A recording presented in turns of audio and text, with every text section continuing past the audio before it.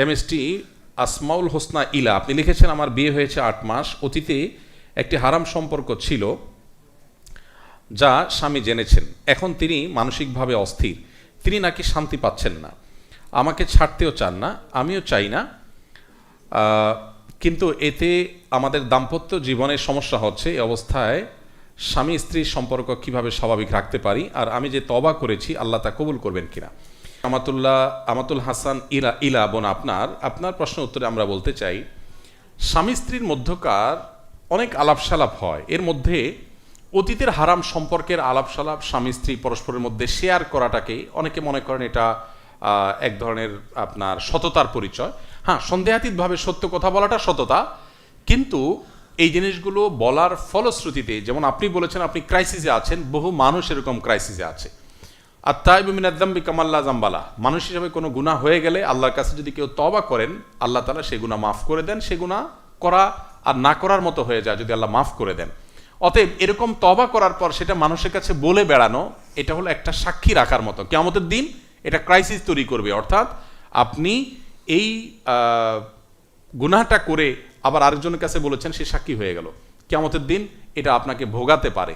এই জন্য গুনাহের কথা বলে বেড়ানোর ভিতরে কোনো কল্যাণ নেই, বরং গুনাহ করেছেন আল্লাহকে বলবেন, আল্লাহর কাছে মাফ চাইবেন, এটাই হলো শরিয়ার নির্দেশনা।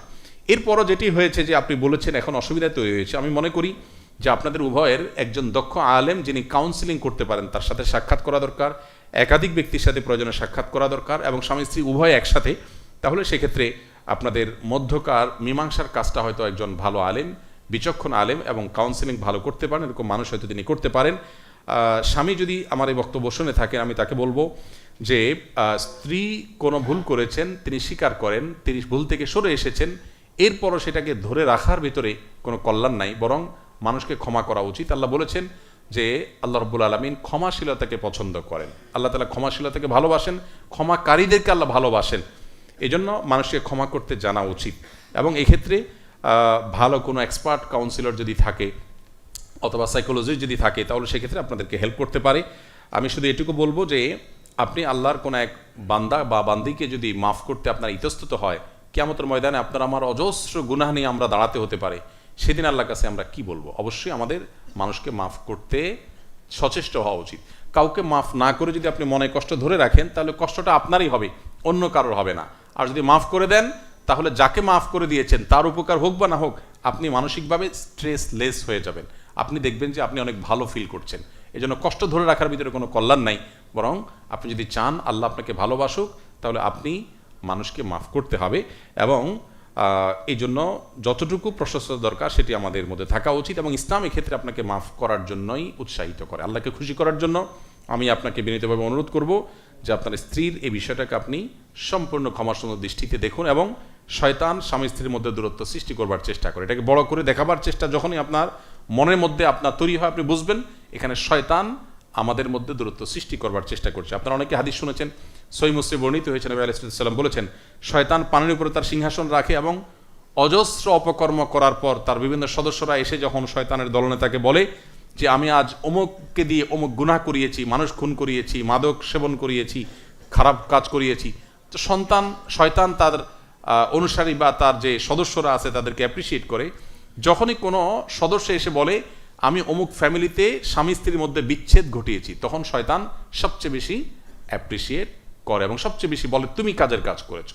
তো এই জন্য এই জায়গাটা থেকে আমাদের শিক্ষা নিতে হবে যে আমাদের সাধারণ অবস্থার জন্য একথা প্রযোজ্য যে স্বামী স্ত্রীর মধ্যে যদি কোনো কারণে মনোমালিন্য হয়, তাহলে বুঝতে হবে শয়তান এখানে অত্যন্ত জোরালোভাবে অ্যাক্টিভ হয়ে গেছে।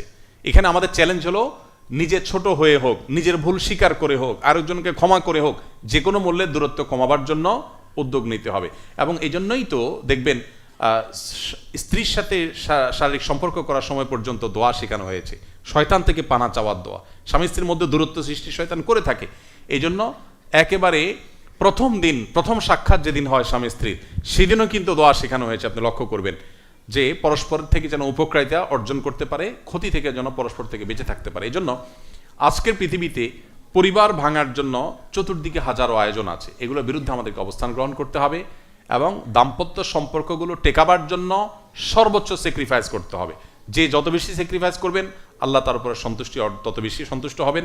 এই বিষয়ের উপর আমরা আসুন্নাহ ফাউন্ডেশন থেকে ছোট্ট একটা চটি পুস্তিকা করেছি, যত্নে থাকুক সংসার এই নামে। এই বইটি নিচে আছে রিসিপশনে, আপনারা যাওয়ার সময় আপনাদের কপি নিতে পারেন এবং আপনারা এই বই আপনাদের মতো করে ফাউন্ডেশন থেকে আপনার প্রিন্টিং কস্টে সংগ্রহ করে এলাকা বিতরণ করবেন। বিশেষ করে স্বামী স্ত্রীর মধ্যে মনোমালিন্য আছে, এই বইটি দিবেন। আমরা বইটাকে আশা করি খুব ছোট্ট একটা বই, কয়েক পেজের, এটা যদি কোনো স্বামী স্ত্রীর মধ্যে দূরত্ব থাকে তারা পড়েন, আমরা আশা করি যে তাদের দূরত্ব দূরে এটা সাহায্য করবে, সহযোগিতা করবে। সংসার বাঁচাবার সংগ্রাম আমাদের করতে হবে। আমরা বলি পৃথিবীর পশ্চিম এবং পূর্বের অনেক অংশ আমাদের চাইতে অনেক দূর এগিয়ে আছে। তারা যদি বিভিন্ন ক্ষেত্রে জ্ঞানে বিজ্ঞানে তথ্য প্রযুক্তিতে আমাদের চাইতে 100 বছর এগিয়ে থাকে, আমাদের দাম্পত্য সুখে আমরা তাদের চাইতে 200 বছর এগিয়ে আছি। আমাদের এই সফলতাটাকে ধরে রাখতে হবে, কিন্তু এখন সেই জায়গায় নেই। আমরা প্রতিনিয়ত সংসার ভাঙছে, প্রতিনিয়ত আপনার গৃহবিবাদ বাড়ছে, স্বামী স্ত্রীর মধ্যে দূরত্ব হচ্ছে। এটির বিরুদ্ধে আমাদের সংগ্রাম চালাতে হবে। আল্লাহ তাআলা আমাদের সবাইকে অটুট দাম্পত্যের বন্ধন নসিব করুন, আমাদের পরিবারগুলোকে আল্লাহ তাআলা টিকিয়ে রাখার তৌফিক দান করুন। আজকের আয়োজনে আপনাদের অনেকেরই প্রশ্ন ছিল, অজস্র মানুষ আপনারা হাত তুলেছেন, অথচ আপনাদের সবার প্রশ্ন উত্তর আমরা দিতে পারিনি সময় স্বল্পতার জন্য। জানি না এই দুঃখ প্রকাশ আর কতদিন করব। লাইভ অনুষ্ঠানে প্রতিদিন বলতে হয় একই কথা, আজকে সামনাসামনি একই কথা বলতে হচ্ছে যে সময় স্বল্পতার কারণে সবার প্রশ্ন উত্তর দেওয়া যায়নি। তবে আল্লাহ তাআলা তৌফিক দান করলে ইনশাআল্লাহ বিইذنিল্লাহ আমাদের সুযোগ আসবে প্রশ্নগুলোর উত্তর দেওয়ার, এবং এটার জন্য কল সেন্টার সহ বিভিন্ন আয়োজন আমরা রেখেছি। আরও আয়োজন আমরা করবো ইনশাআল্লাহ, যাতে করে আপনাদের কোনো প্রশ্নের উত্তর পাওয়া ছাড়া যেন না থাকে। এআই চ্যাটবটের যে কাজ চলছে সেটা যদি শেষ হয়ে যায়, আমরা আশা করছি লক্ষ লক্ষ প্রশ্নের উত্তর অ্যাট এ টাইম আমরা দিতে পারবো ইনশাআল্লাহ বিইذনিল্লাহ।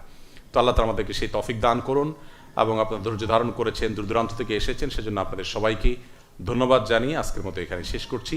হাযা মা ইনদি ওয়াল ইলমু ইনদাল্লাহ ওয়া জাযাকুমুল্লাহু খায়রা, ওয়াসসালামু আলাইকুম ওয়া রাহমাতুল্লাহি ওয়া বারাকাতুহু।